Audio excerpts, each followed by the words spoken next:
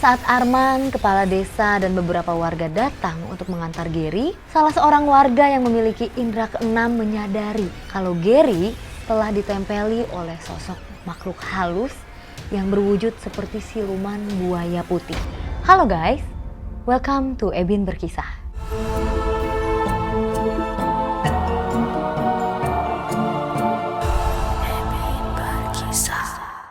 Hari ini aku mau bacain lagi cerita mistis lainnya dari seputaran dunia musik. Nah, udah ada lagi nih cerita yang masuk ke email aku. Yuk kita cek bareng-bareng. Oke, kisah kali ini dikirim oleh Arman. Halo Ebin, perkenalkan saya Arman. Saya mau menceritakan pengalaman mistis saat saya dan teman saya pergi KKN dulu. Oke, kita bacain sama-sama ceritanya Arman.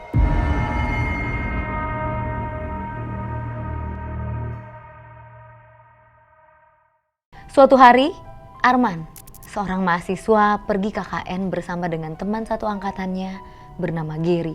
Mereka berangkat ke sebuah desa untuk meneliti tentang musik tradisional. Setelah perjalanan panjang, mereka pun akhirnya tiba di sebuah desa. Kepala desa pun menyambut mereka dan mengantarkan mereka ke tempat mereka akan tinggal untuk sementara. Kepala desa sempat berpesan agar Arman dan Gary nggak bertingkah aneh-aneh. Terlebih minggu kedatangan mereka bertepatan dengan festival musik sakral yang selalu mereka adakan setiap bulan. Selama melakukan penelitian, Arman dan Gary juga menyempatkan diri untuk membantu warga sekitar.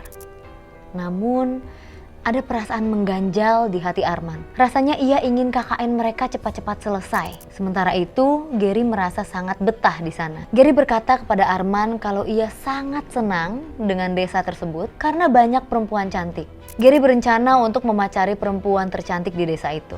Akhirnya, hari festival musik sakral pun tiba. Semua warga desa ikut membantu mempersiapkan festival tersebut.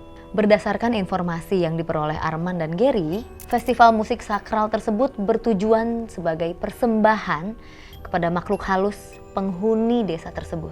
Tepat sebelum acara dimulai, salah satu panitia berkata bahwa mereka membutuhkan seorang soundman karena soundman yang biasa membantu festival sedang sakit.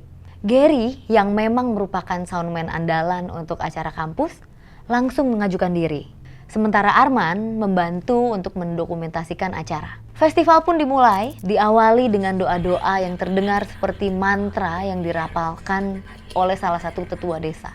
Kemudian festival berlanjut dengan pertunjukan musik dan tari tradisional. Di penghujung acara, seorang ibu-ibu paruh baya menampilkan penampilan sinden. Suaranya sangat merdu dan memiliki kesan magis. Ibu tersebut tampil dengan luar biasa. Saat Arman hendak memotret, salah satu tetua desa menghentikan Arman. Ia melarang Arman untuk mengambil foto ibu tersebut. Karena tidak ada objek lainnya untuk difoto, Arman pun menghampiri Gary yang tengah mengoperasikan sound system. Ia melihat Gary tampak membejamkan matanya dan sangat menikmati penampilan ibu tersebut dari balik layar. Gary yang menyadari kehadiran Arman menanyakan siapa sosok yang sedang bersinden ini. Saat Arman memberitahu kalau yang bersinden tersebut adalah ibu-ibu tua, Gary tampak tidak percaya. Setelah festival selesai, semua warga diminta untuk langsung pulang oleh tetua desa. Arman yang juga sudah lelah karena bekerja seharian pun langsung ingin pulang ke rumah. Saat Arman mengajak Gary pulang, ia menolak dan berkata kalau ia akan mencari sosok perempuan bersuara emas tersebut. Arman sempat berdebat dengan Gary karena ia kesal temannya itu tidak mau mengikuti perintah dari tetua desa. Namun karena sudah terlalu lelah, akhirnya Arman mengabaikan Gary dan pulang ke rumah sendirian. Keesokan harinya, Arman bangun dari tidurnya dan mendapati Gary tidak ada di rumah. Arman pun mencari Gary di sekitaran rumah, namun tak kunjung menemukannya. Saat tengah mencari, tiba-tiba Arman melihat Gary datang dengan raut wajah lesu dan tatapan kosong. Arman segera menghampiri Gary. Saat ia bertanya dari mana saja Gary semalaman, ia bilang ia tidak mengingat apa-apa. Arman menyadari ada yang salah dari gelagat Gary. Mulutnya tidak bisa tertutup, matanya tampak teler, dan saat ditanya, ucapannya terdengar lambat dan kurang jelas. Perasaan Arman tidak enak, namun Gary memastikan kalau ia baik-baik saja dan hanya butuh istirahat. Arman dengan ragu mengiyakan perkataan Gary dan pergi meninggalkan Gary untuk melanjutkan penelitiannya. Sepulangnya Arman pada malam hari, Gary sudah tidak ada di rumah. Arman pun bertanya kepada bapak pemilik rumah tentang keberadaan Gary. Namun, ia tidak mengetahui kapan dan kemana Gary meninggalkan rumah. Bapak pemilik rumah mengatakan kepada Arman kalau selama berada di kamarnya pagi tadi, Gary terdengar menyendandungkan nyanyian sinden di festival musik sakral kemarin. Arman merasa ada yang janggal. Ia pun memutuskan untuk menunggu Gary sampai pulang ke rumah. Arman menunggu hingga larut malam sampai terkantuk-kantuk. Akhirnya Gary pulang ke rumah pada waktu subuh. Sama seperti sebelumnya, Gary tampak lesu dan linglung.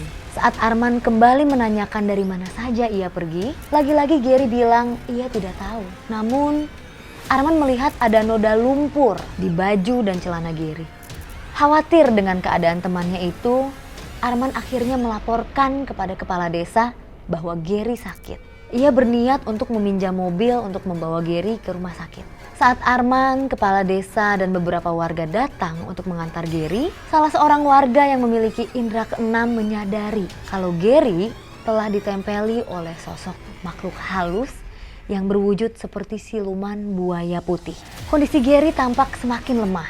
Bahkan, Gary kini tidak bisa menggerakkan tubuhnya. Saat beberapa warga hendak memindahkan Gary ke dalam mobil, Gary berteriak histeris. Ia berusaha melawan dengan gerakan seadanya karena tubuhnya kaku. Gary terus mengatakan kalau sang nyai memanggilnya dan ia harus menjawabnya. Akhirnya para warga sepakat untuk membawa Gary ke rumah tetua desa.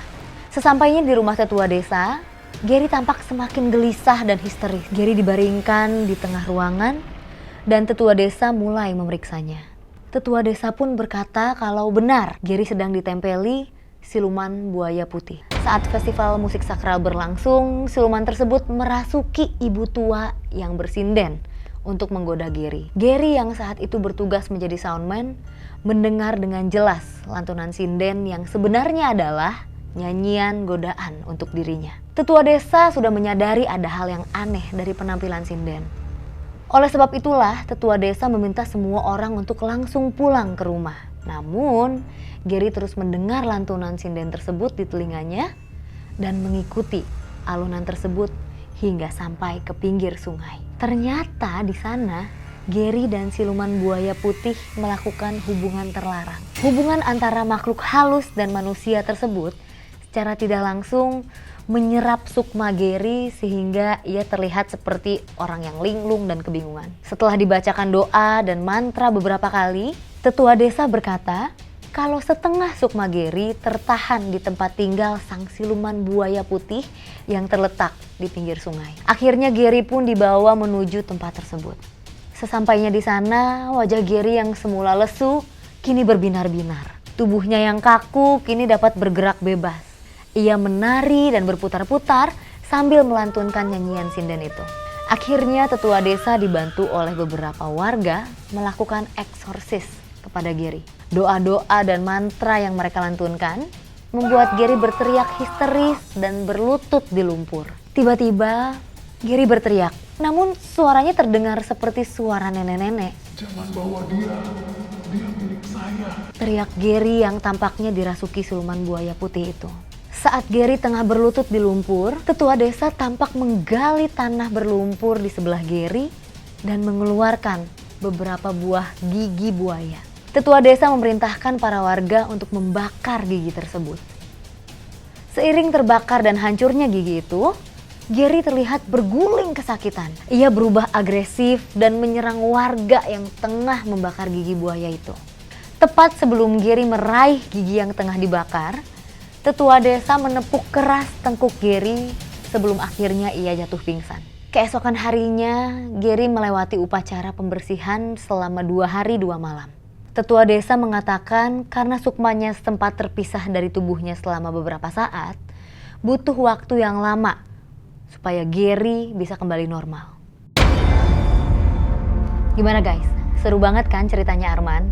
Nah, kalau menurut aku, pesan yang bisa kita petik dari kisahnya Arman, yang pertama kita jangan sompral gak sih? Apalagi di tempat baru, ya kan? Ikutin aja udah aturan yang ada apa. Terus jangan punya niat aneh-aneh. KKN mah KKN aja, nggak usah niat cari-cari pacar. Ya Ger ya? Ger? Ya? Oke guys, kalau kalian punya cerita mistis yang kalian pernah rasakan atau pernah alami selama kalian bermusik, kalian boleh kirimin ke ceritain@ebin@gmail.com dan nanti kita akan bacain bareng-bareng di sini.